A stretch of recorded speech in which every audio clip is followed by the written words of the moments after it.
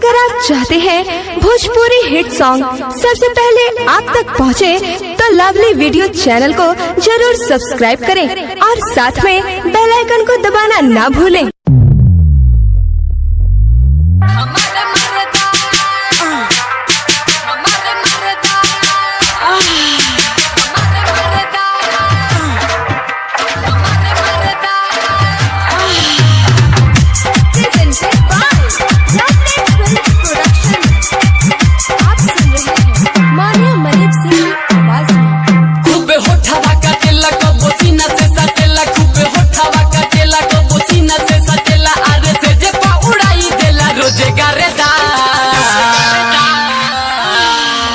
हमारे मरदा हो हमारे मरदा,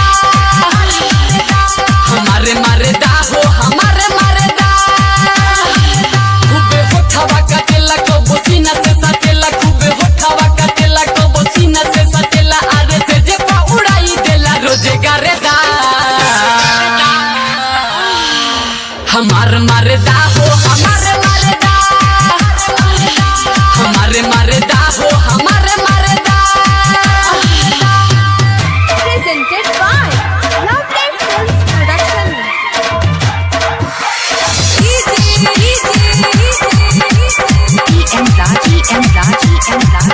आप सुन रहे हैं मानिया मलिक सिंह की आवाज में। हमारो भतारे सखी मिलल नंबर 1 हो, मिलल नंबर 1 हो, मिलल नंबर 1 हो।